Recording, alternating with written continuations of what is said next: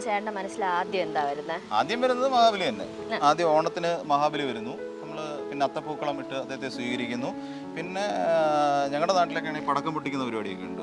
ഓണത്തിന് പടക്കം പൊട്ടിക്കും, വിളക്കൊക്കെ കത്തിച്ച്. ഞങ്ങൾക്ക് ഇവിടെ ദീപാവലിക്കാണ് തിരുവനന്തപുരം ദീപാവലിയാണ്. എനിക്ക് തോന്നുന്നു ആലപ്പുഴയൊക്കെ വിഷുവിനുണ്ടാവും സദ്യ, ഓണസദ്യ, ഓഫ് കോഴ്സ് ഓണസദ്യ. പിന്നെ നേരത്തെ ആണെങ്കിൽ ഈ തരികിട പിള്ളേരെല്ലാം കൂടെ ചേർന്നിട്ട് ചെറിയ ഒരു സർക്കാരിന് കുറച്ച് പൈസയൊക്കെ കൊടുക്കും. അപ്പൊ അങ്ങനെ കുറെ പരിപാടികളൊക്കെ. പക്ഷെ ഞങ്ങൾക്ക് ഇതൊന്നുമല്ല. പിന്നെന്താണ്? ഞങ്ങൾക്ക് ഓണക്കോടി സെറ്റ് സാരിയൊക്കെ കൊടുത്ത് അമ്പലത്തിൽ പോയി. അല്ല, നമ്മൾ അതിനെ കുറിച്ചും ചിന്തിക്കുന്നില്ല. ഈ സെറ്റ് സാരി എടുക്കാന്ന് പറഞ്ഞാൽ എങ്ങനെയാ എടുക്കുന്നത്? ഞാൻ ഒരു ചോദ്യം കൂടി, ഇപ്പൊ എങ്ങനെയാണ് സെറ്റ് സാരിയുടെ ഒരു പരിപാടി? സെറ്റ് സാരി എടുക്കുക എന്ന് പറഞ്ഞാൽ ഏതെങ്കിലും ഒരു ഷോപ്പിൽ പോവുക, ഒരു എന്താ പറയാ, കുറെ നേരം അവിടെ അവര് മുഷിയും, നമ്മൾ കുറെ സാരി എടുത്തിടുക. എനിക്കറിയാം, ഷോപ്പിംഗ് എന്ന് പറഞ്ഞാൽ ഭയങ്കര പാടാ. പക്ഷേ ഷോപ്പിംഗിൽ ഒരുപാട് വെറൈറ്റീസ് പരീക്ഷിക്കുന്ന സ്ത്രീകൾക്ക് കൊടുക്കാൻ വേണ്ടിയിട്ട് ഞാനൊരു സ്ഥലം കാണിച്ചു തരാം.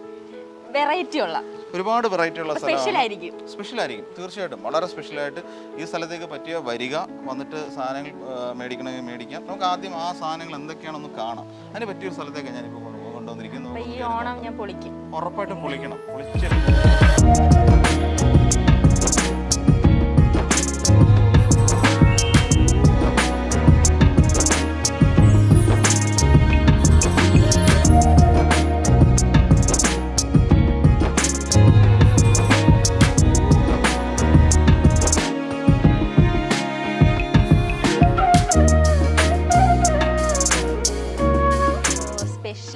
ഇത്രത്തോളം സ്പെഷ്യൽ ആയിരിക്കും. ഞങ്ങളുടെ സെക്ഷനുണ്ട്.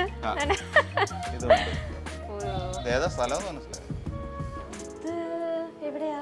കൈത്തറിയുടെ അല്ലേ? ബാലരാമപുരം കൈത്തറി. പിന്നെ സ്പെഷ്യൽ എന്ന് വെറുതെ പറയേണ്ട ആവശ്യമില്ല. എല്ലാരും ഓണം എന്ന് പറഞ്ഞാൽ തന്നെ കൈത്തറി ബാലരാമപുരം. പിന്നെ അറിയത്തില്ല, നമ്മുടെ ഈ ഇപ്പൊ ഇട്ടേക്കുന്ന കണക്കുള്ള സാധനങ്ങള് കൈത്തറി, ഹാൻഡ്ലൂം എന്ന് പറയും. പക്ഷെ എനിക്ക് തോന്നുന്നു ഒരുപാട് ഈ ബാലരാമപുരം കൈത്തറി എന്ന് പറഞ്ഞിട്ട് ഡ്യൂപ്ലിക്കേറ്റ് വരുന്നുണ്ട്. അതൊക്കെ അത് ഡ്യൂപ്ലിക്കേറ്റ്, ഭയങ്കര പക്ക ഡ്യൂപ്ലിക്കേറ്റ്. അതൊക്കെ ക്വാളിറ്റി വളരെ മോശമായിരിക്കും. വളരെ കുറഞ്ഞ വിലക്ക് കിട്ടും. ഇതൊക്കെ ഒറിജിനൽ സാധനമാണ്. ഇത് ഇവിടെ കഴിയുന്നില്ല. ഞങ്ങൾക്ക് വിശാലമായ ഒരു ലോകം ഉണ്ട്. ഇവിടെ പല സ്ഥലങ്ങളിലേക്ക് കൊണ്ടുപോകാൻ വേണ്ടി വെച്ചിരിക്കുന്ന ഒരുപാട് തുണിത്തരങ്ങൾ നമുക്ക് ഇവിടങ്ങളിലൊക്കെ കാണാൻ പറ്റും. ആദ്യം അതൊക്കെ ഒന്ന് കണ്ടു നോക്കാം. നമ്മുടെ ഓണം എന്ന് പറഞ്ഞാൽ പെരിങ്ങമല ആ ഭാഗത്താണ്. സൊസൈറ്റിയാണ്. അപ്പോൾ ഞങ്ങളെപ്പോലെ ആണുങ്ങൾക്കുള്ള മുണ്ടുകളുണ്ട്. എനിക്ക് തോന്നുന്നു ഇങ്ങനത്തെ ഒരു ഇതൊന്നും വലുതായിട്ട് നമ്മൾ കണ്ടു കാണില്ല അല്ലേ? എല്ലാ കളറിലും നിങ്ങൾക്ക് ഓരോ ഈ ഷർട്ടിന് ഷർട്ടിന് മാച്ച് ആയിട്ടുള്ളതുണ്ട്. ഇതിന് ഇത് അതുപോലെ ഇതൊക്കെ ഒരു ബ്രൗണിഷ്, ഒരു ചെറിയ അങ്ങനത്തെ കസവിനെക്കാട്ടിയും കുറച്ചും കൂടെ നല്ലത് എനിക്ക് തോന്നുന്നു ഉടുത്ത ഈ ഒരു കരയുള്ള മുണ്ടുകളാണ്. വെള്ളിക്കര, അത് നമ്മൾ ഇത്രയും നേരമായിട്ട് നമ്മൾ നോക്കിയിട്ട് എനിക്കൊന്ന് വെള്ളിക്കസവ് ഭയങ്കരമായിട്ട്, എനിക്ക് എന്റെ അച്ഛനൊക്കെ ഭയങ്കരമായിട്ട് ഇഷ്ടമാണ് വെള്ളിക്കസവ്, ഭയങ്കര ഇഷ്ടമാണ് മിക്കവർക്കും. അതേപോലെ തന്നെ വീതിയുള്ള മുണ്ടുകളുണ്ട്. കസവ് കയറി വരുന്ന കസവ് മുണ്ടുകളുണ്ട്. കറുത്ത എനിക്ക് ഭയങ്കര ഇഷ്ടപ്പെട്ട ഒരു കരയാണ് കേട്ടോ, കറുപ്പ്. മിക്ക സ്ത്രീകൾക്കും ഇപ്പൊ ഒരു ട്രെൻഡാണ് കറുത്ത കരയുള്ള സെറ്റും മുണ്ടും ഒക്കെ എടുത്തിട്ട് അതിന്റെ ബ്ലാക്ക് മെറ്റൽ മാലയൊക്കെ ഇട്ടാൽ ഭയങ്കര ഭംഗിയായിരിക്കും കാണാൻ.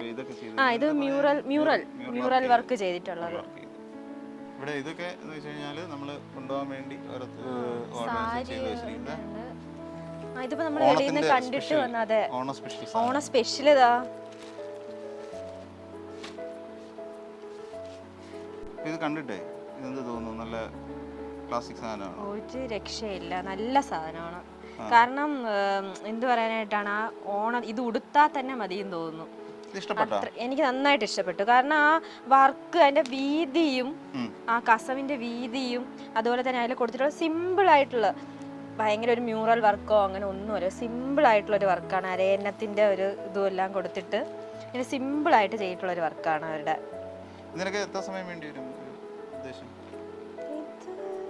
വലിയ പണിയുള്ളതാ, എനിക്ക് ഇതിനെ പറ്റി അറിയില്ല. വലിയ പണിയുള്ളതാണെന്ന് എനിക്ക് തോന്നുന്നില്ല. ഇതിപ്പോ എത്ര വരും? ഒരു 2000 2000 ആ ഒരു റേഞ്ച് ഒക്കെ അല്ലേ? എനിക്കറിയില്ല, ഞാൻ ആദ്യമായിട്ടാണ് വന്നത്. ഒരു 2000 ആ ഒരു റേഞ്ച് ഒക്കെ ആയിരിക്കും. പക്ഷെ അതിന്റെ ഇത് മാത്രമല്ല, അതിന്റെ ഇതിൽ കൊടുത്തേക്കുന്ന മുന്താണിയുടെ ഭാഗത്ത് കൊടുത്തിട്ടുള്ള വർക്ക് വളരെ നല്ല രസമുള്ള ഒരു വർക്കാണ് കൊടുത്തിട്ടുള്ളത്. ഞങ്ങൾ ഇവിടെ കൊടുത്ത് സുന്ദരികളായിട്ട് നടന്നാലേ. ഇതൊക്കെ ഇങ്ങനത്തെ കുറെ സാധനങ്ങളുണ്ട്. ഇതൊക്കെ പവർലൂമിൽ ചെയ്യുന്നതാണോ ഹാൻഡ്ലൂമിൽ ചെയ്യുന്നതാണോ? ഇതൊക്കെ എനിക്ക് തോന്നുന്നു ഹാൻഡ്ലൂം ആയിരിക്കും. കാരണം ഇത്രയും ഒരു വർക്കും കാര്യങ്ങളും വരുമ്പോഴത്തേക്ക് എനിക്ക് തോന്നുന്നു പവർലൂമിൽ ചെയ്യുന്നതായിരിക്കില്ലേ. ഇതോ ഒരെണ്ണം കയ്യിൽ തന്നെ എടുത്തോന്ന് പറയുന്നതായിരിക്കും. എനിക്ക് എടുത്തു തരാനായിട്ടായിരിക്കും.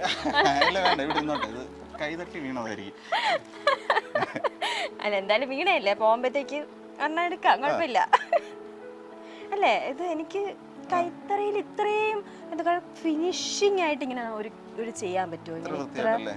അതെ, കാരണം ശ്രദ്ധിച്ചാൽ തന്നെ ചേട്ടനായിരുന്നാലും പറയും. കാരണം നല്ല ഫിനിഷിംഗ് ആയിട്ടാണ് ചെയ്തിരിക്കുന്നത്. ഇത് സത്യം പറഞ്ഞു കഴിഞ്ഞാല് ഇത് ഈ സ്ഥലം എന്ന് പറഞ്ഞാൽ ഇത് ഹാൻഡ്ലൂമിന്റെ ഗോഡൗൺ ആണ്. ഇവിടെ ഇരിക്കുന്ന എല്ലാ ഉൽപ്പന്നങ്ങളും എല്ലാ ഉൽപ്പന്നങ്ങളും ഹാൻഡ്ലൂമിലാണ്, അതായത് കൈത്തറിയിലാണ് ചെയ്തിരിക്കുന്നത്. ഒട്ടും വിശ്വസിക്കാൻ പറ്റാത്ത, കാരണം ആ ഫിനിഷിങ് ഒരു ചെറിയൊരു നൂലെങ്കിലും വിശ്വാസം വരാതെ കാണിച്ചു തരാൻ മാർഗമുണ്ട്. കാരണം ഒരു നൂലെങ്കിലും വരണ്ടേ, ഒരു ചെറിയൊരു എന്തെങ്കിലും ഒരു ഇത് വരണ്ടേ. തീർച്ചയായിട്ടും അതെ, അതാണ് നമ്മൾ നോക്കേണ്ട കാര്യം. ഇത് പിന്നെ കൃത്യമായിട്ട് കയ്യിൽ തന്നെ നെയ്തെടുത്ത സാധനം, കൈത്തറിയിൽ തന്നെ നെയ്തെടുത്താണ്. ഈ ടക്കിയായിരുന്നാ പോലും പിന്നെ ഇതെല്ലാം ഇതായിട്ട് ചെയ്തെടുത്തതാണ്, ഹാൻഡ്ലൂം ആയിട്ട് ചെയ്തെടുക്കുന്നത്. ഒട്ടും നമുക്ക് വിശ്വസിക്കാൻ പറ്റാത്തൊരു കാര്യമാണ്. പ്രത്യേകിച്ച് സ്ത്രീകളായിട്ടുള്ള നമ്മൾ മിക്കവരും ചിന്തിക്കുന്നതെന്ന് പറയണത് ഒരു മെഷീന് ജസ്റ്റ് ഒന്ന് കിട്ടുന്നു, ഓടിച്ചു കഴിഞ്ഞാൽ ഒരു തുണിയായി അല്ലെങ്കിൽ ഒരു സാരി ആയി എന്ന് ചിന്തിച്ചാണ് മിക്കവരും പോകുന്നതും. അതിലൊരു ചെറിയ എല്ലാവരും സ്വാഭാവികമായി എല്ലാവരും ചിന്തിക്കുന്നത് മികച്ച ഒരു ഫാഷൻ ഡിസൈൻ കണ്ടു കഴിഞ്ഞാൽ, നല്ല തുണിത്തരത്തിന്റെ ഡിസൈൻ കണ്ടു കഴിഞ്ഞാൽ, കുറച്ച് കോംപ്ലിക്കേറ്റഡ് ആയ ഡിസൈൻ ആണെങ്കിൽ പോലും നമ്മൾ എല്ലാവരും പെട്ടെന്ന് തെറ്റിദ്ധരിക്കുന്ന ഒരു സാധനം ഇതൊരു ഹാൻഡ്ലൂം പ്രോഡക്റ്റ് അല്ല, ഇത് തീർച്ചയായിട്ടും ഒരു പവർലൂം പ്രോഡക്റ്റ് ആണ് എന്ന് സ്വാഭാവികമായിട്ടും നമ്മൾ ചിന്തിക്കാറുണ്ട്. പക്ഷെ ഇതെല്ലാം വളരെയധികം ക്വാളിറ്റിയോട് കൂടിയ വസ്തുക്കളാണ് എന്നുള്ള കാര്യം നമ്മൾ ലാസ്റ്റ് ചെയ്യും തോന്നുന്നു. നന്നായിട്ട് ലാസ്റ്റ് ചെയ്യുന്നതാണ് ഹാൻഡ്ലൂം. എപ്പോഴും നല്ല വൃത്തിയുള്ള, നല്ല പിന്നെ സ്ട്രോങ് ആയിട്ടുള്ള, കൂടുതൽ കാലം വീട് നിൽക്കുന്ന തരത്തിലുള്ള വസ്ത്രങ്ങളാണ് ഈ. അത് മാത്രമല്ല, ഇങ്ങോട്ട് വരുമ്പോഴത്തേക്കും നമ്മള് സാധാരണ പേശ കൊടുക്കുന്ന പേശ പോലും കൈലിന്ന് പറയും, പേശാന്ന് പറയും. നിങ്ങളുടെ നാട്ടിലെന്താ? ഞങ്ങളുടെ നാട്ടില് പേശാന്ന് പറയും, ലുങ്കി. പക്ഷെ എനിക്ക് ഇതും ഹാൻഡ്ലൂം ആണല്ലേ? അതെ, ഇതും ഹാൻഡ്ലൂം ആയിട്ടുള്ള. അപ്പൊ ഇത് പിന്നെ നിങ്ങളൊക്കെ ഈ വസ്ത്രങ്ങൾ എടുക്കാൻ പോകുന്ന സമയത്ത് നമ്മള് ഈ തിരസ്കാരം കൂടുതലാണ്. നമ്മൾ ഡ്രസ് എടുക്കാനായിട്ട് ഒരു ടെക്സ്റ്റൈൽ ഷോപ്പിൽ പോയി കഴിഞ്ഞാൽ നമ്മൾ ഒരുപാട് പെട്ടെന്ന് നമ്മൾ റിജക്ട് ചെയ്യും. എനിക്ക് ഈ കളർ ഇഷ്ടപ്പെട്ടില്ല, ആ കളർ ഇഷ്ടപ്പെട്ടില്ല എന്നൊക്കെ പറഞ്ഞിട്ട്, ഓരോന്നും വളരെ ഇഷ്ടപ്പെട്ടില്ല എന്നൊക്കെ പറയാണ്ട് നമ്മുടെ അടുത്ത് മാറ്റിയിടും. വേറെ സാരി എടുക്കോ അല്ലെ വേറെ ഏതെങ്കിലും എടുക്കോ എന്നൊക്കെ ചോദിക്കും. ഓണത്തിന് എല്ലാരും സ്ത്രീകൾ, എനിക്ക് തോന്നുന്നു ഏറ്റവും കൂടുതൽ സ്ത്രീകൾ നോക്കുന്നതാണ് വീതിക്കുള്ള കസവ് എടുത്ത്. എല്ലാരും ഇവിടെ തന്നെ വന്നാൽ മതി എന്നേ ഞാൻ പറയത്തുള്ളൂ. കാരണം അത്രത്തോളം കളക്ഷൻസ് അല്ലേ. എനിക്ക് സ്ത്രീകൾ, എനിക്ക് തോന്നുന്നു നമ്മൾ പോയി ഒരു കടയിൽ, ജയലക്ഷ്മി അല്ലെങ്കിൽ ഏതായിരുന്നാലും ഒരു കട, ഏതെങ്കിലും ഒരു കടയിൽ നമ്മൾ പോയിട്ട് നോക്കുകയാണെങ്കിൽ കുറേ സമയം നമ്മൾ എടുക്കുന്നു. പക്ഷെ എനിക്ക് തോന്നുന്നു ഇവിടെ വരുവാണെങ്കിൽ കണ്ണും അടച്ച് നമുക്ക് ഏത് വേണം അത് ക്വാളിറ്റി ഉള്ള. പിന്നെ വേറൊരു കാര്യം കൂടിയുണ്ട്, ഇനിയും ഈ ഇത്രയും തുണിത്തരങ്ങളൊക്കെ നമ്മൾ ഇത്രയൊക്കെ കണ്ടല്ലോ, ഇനി ഒരുപാട് സാധനങ്ങൾ ഇനിയും പുറത്തേക്ക് വരാനുള്ളതുണ്ട്. അപ്പം ഇതൊക്കെ നിർമ്മിക്കുന്നത് കണ്ടിട്ടുണ്ടോ? ഞാനിതുവരെ കണ്ടിട്ടില്ല. എന്റെയൊക്കെ ചിന്ത ഇപ്പൊ ചേട്ടൻ പറഞ്ഞു ഇത് ഭയങ്കര എഫേർട്ട് ആണെന്നൊക്കെ നേരത്തെ പറഞ്ഞു. പക്ഷെ എന്റെ ഒരു ചിന്ത എന്ന് പറഞ്ഞാൽ ഇതൊക്കെ പെട്ടെന്ന് തുണി എന്നുള്ളൊരു മാത്രമേ ഉള്ളൂ. മെഷീനിലൊക്കെ ആയിരിക്കില്ല അങ്ങനെ വലിയൊരു കൈ കൊണ്ട് ഉണ്ടാക്കുന്നതാണ്. അത് പറഞ്ഞ് വിശ്വസിക്കാൻ പറ്റും. കൈ കൊണ്ടാണെന്ന് കേട്ടിട്ടുണ്ട്, പക്ഷെ എന്നാ പോലും അത് കണ്ടു നോക്കണം. അത് കൈകൊണ്ടാന്ന് ഇതിങ്ങനെ നൂല് നൂത്ത് എടുക്കുന്നതല്ല, ഇതിനൊക്കെ പിന്നിൽ ഓരോന്നും ഉണ്ട്. ആദ്യം ഈ ഒരു നൂല് ഒന്നുമില്ല, ഒരു മെഷീനും ഇല്ല. ആകെയുള്ള മെഷീൻ എന്ന് പറഞ്ഞാൽ ലൂമാണ്, അത് തറിയാണ്. ഈ തറി എന്ന് പറഞ്ഞു കഴിഞ്ഞാൽ മാനുവലി ഓപ്പറേറ്റ് ചെയ്യുന്ന തറിയാണ് ആ ഇരിക്കുന്നത്. നമുക്ക് അതിന്റെ വിശേഷങ്ങൾ നോക്കിയാലോ? ആൾക്കാർക്ക് അതെ, തീർച്ചയായിട്ടും ഈ കണ്ടുകൊണ്ടിരിക്കുന്ന പലർക്കും ഈ കൈത്തറി എങ്ങനെ ഓപ്പറേറ്റ് ചെയ്യുന്നു, ആ കൈത്തറിക്ക് എന്തൊക്കെ സംവിധാനങ്ങളുണ്ട് എന്ന് ശരിക്കും പറഞ്ഞാൽ നമ്മളൊരു മെക്കാനിസം എന്തൊക്കെ മെക്കാനിസം ഇതിന്റെ പിന്നിലുണ്ട് എന്നുള്ളതിനെ കുറിച്ച് പലർക്കും അറിയാൻ സാധ്യതയില്ല. നമുക്ക് അത്തരം കാര്യങ്ങൾ കൂടെ നമുക്കൊന്ന് വിശേഷങ്ങൾ നമുക്കൊന്ന് കണ്ടിട്ട് വരാം.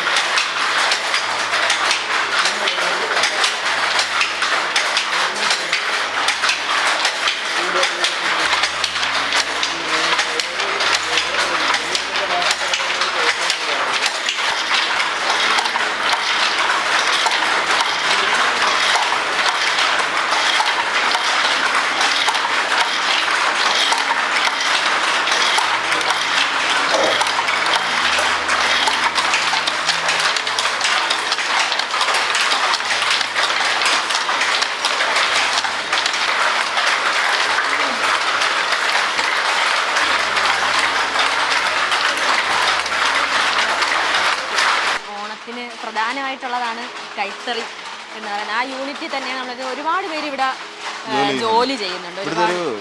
ഈ മുണ്ട് നെയ്യുന്ന ഒരു പ്രധാനപ്പെട്ട ഒരു കലയാണ്. ഇതിന് ഊടും പാവും ചേർത്തിട്ടാണ് ഈ മുണ്ട് നെയ്യുന്നത്. നമുക്ക് അതിന്റെ വിശേഷങ്ങൾ നോക്കുന്നത്.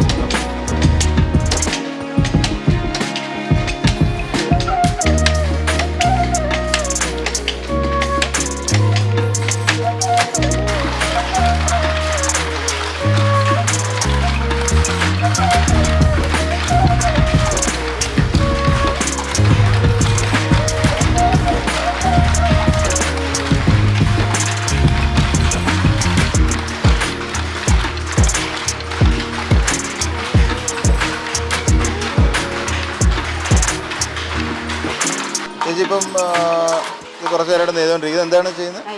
കയ്യിൽ. ഈ കയ്യിലില്ലേ ഞാൻ ശ്രദ്ധിച്ചൊരു കാര്യം ഇതാണ്, ഇത്രയും കൃത്യമായി ഓരോ അളവിൽ ഇവിടെ ഇതാണല്ലോ ഒരു കൈലിയുടെ നീളം വരുന്നത് അല്ലേ? അപ്പോൾ ഇതെല്ലാം എങ്ങനെയാണ് ഇത്ര കൃത്യമായിട്ട് ഈ അളവുകൾ കൃത്യമാക്കുന്നത് എങ്ങനെയാണ്?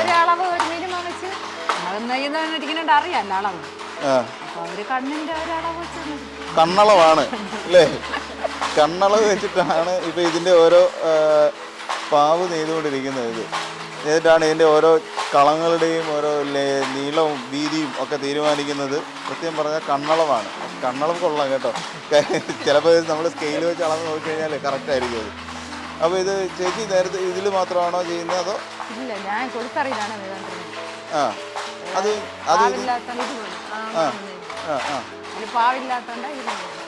ഇരിക്കുന്നത്. അപ്പോൾ ഇത് തമ്മിലുള്ള വ്യത്യാസം എങ്ങനെയാണ് തോന്നുന്നത്? ഇത് രണ്ട് നെയ്യുന്നതിൽ തമ്മിൽ എന്തെങ്കിലും വ്യത്യാസം തോന്നുന്നുണ്ടോ? നഷ്ടമാണോ? എങ്ങനെ? രണ്ട് കയ്യിൽ കിട്ടുള്ളൂ. അപ്പോൾ മറ്റേതിലൊക്കെ ആകുമ്പോൾ എത്ര? 8 മീറ്റർ, അതായത് 4 കൈലിയുടെ നീളം വരെയൊക്കെ ഒരു ദിവസം നെയ്യാൻ പറ്റും. അപ്പോൾ ഇത് നഷ്ടക്കോളാണ്. നമുക്ക് അത്യാവശ്യത്തിന് നമ്മൾ ഇറങ്ങിയതാണ്. അതല്ലേ? ജോലി ചെയ്യാൻ ഓണമൊക്കെ ആയോണ്ടാ കൈലിയൊക്കെ വേണം. അപ്പോൾ ഞാൻ പറഞ്ഞു ഓണമൊക്കെ ആയി കഴിയുമ്പോൾ സ്വാഭാവികമായിട്ടും ഈ ആൾക്കാരുടെ ഒരുപാട് പ്രൊഡക്ഷൻ ഇവിടെ നടക്കുമോ?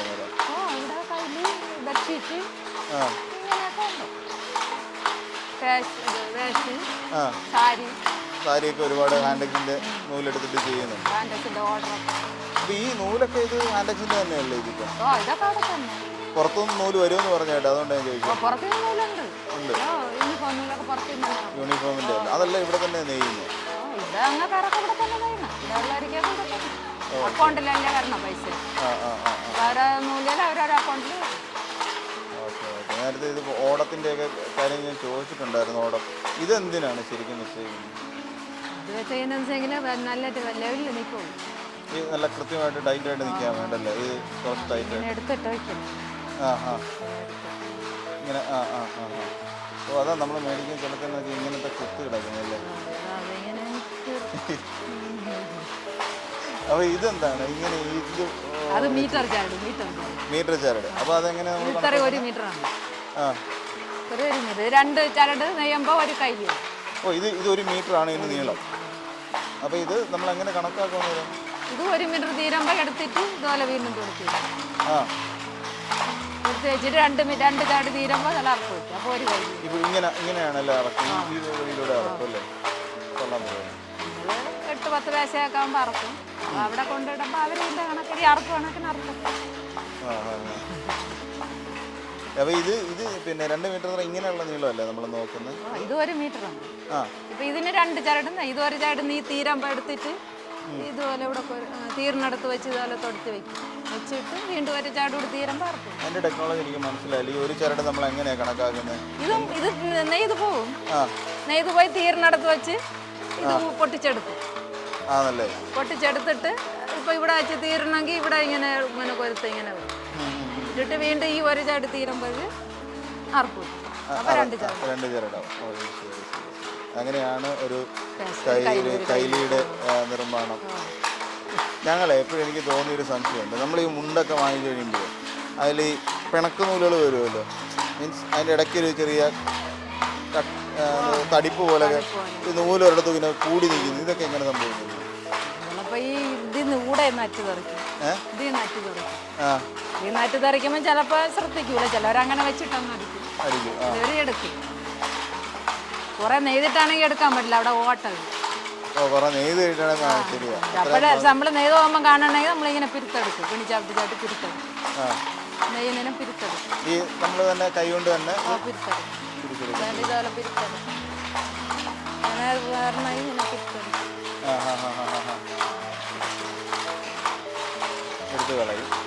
അല്ലെങ്കിൽ 2 സൈഡ് അറുത്ത് വെക്കും. 2 സൈഡ് അറുത്ത് വെച്ചിട്ട് പെട്ടെന്ന് എടുക്കും. ഈ നൂല് എങ്ങനെയാണ് നമ്മൾ തന്നെ എപ്പോഴാണ് സെറ്റ് ചെയ്യുന്നത്? ഇങ്ങനെ ഈ നൂല് അവിടെ നിന്ന് ഇങ്ങോട്ട് വരുന്ന ഊട് സെറ്റ് ചെയ്യുന്നത് എങ്ങനെയാണ്? ഇത് അവിടെ ബീമിൽ ഓടും. അവിടെ മാമ അവിടെ നിൽക്കുന്നുണ്ട്. അവർ അതിനെ കട്ട പിരുത്ത് ഓടി ബീമിലാക്കിയിട്ട് ബീമിൽ നിന്ന് ആ പാവലി ചുറ്റും.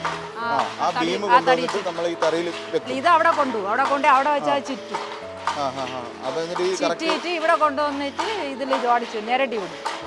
2 രണ്ടറ്റത്തേക്ക് നിരടി ചേർത്ത് തീരും.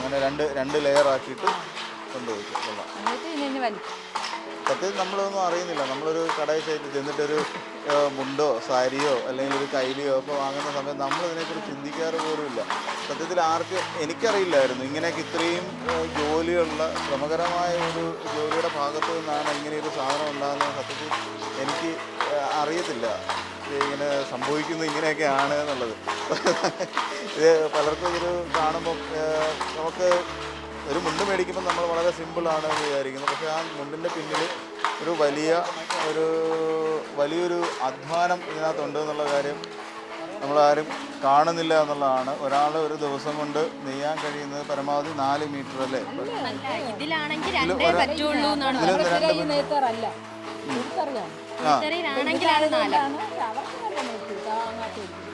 എന്നാലും ഒരു 8 മീറ്റർ പരമാവധി ഒരു ദിവസം ചെയ്യാൻ പറ്റും.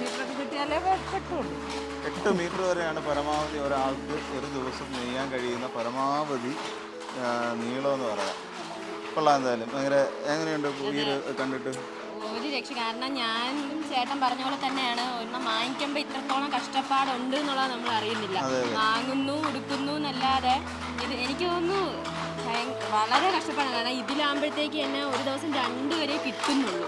2 മുണ്ട് വരെ. ചേച്ചി തന്നെ പറഞ്ഞു എനിക്ക് ലാഭം സത്യം പറഞ്ഞാൽ കൊഴുത്തറിയാണ്. ഇതിൽ ഞാൻ പിന്നെ തൽക്കാലത്തേക്കൊന്ന് ഇരിക്കുന്നു എന്ന് മാത്രമേ ഉള്ളൂ. അതാണെങ്കിൽ എനിക്ക് 4 മുണ്ട് വരെ കിട്ടുമെന്നാണ് പറഞ്ഞിട്ടുള്ളത്. അപ്പം ഇത്ര തന്നെ സാരി, സെറ്റ് മുണ്ട് നേരിയത് അതെല്ലാം കുഴിത്തറിയാണ് പോണം.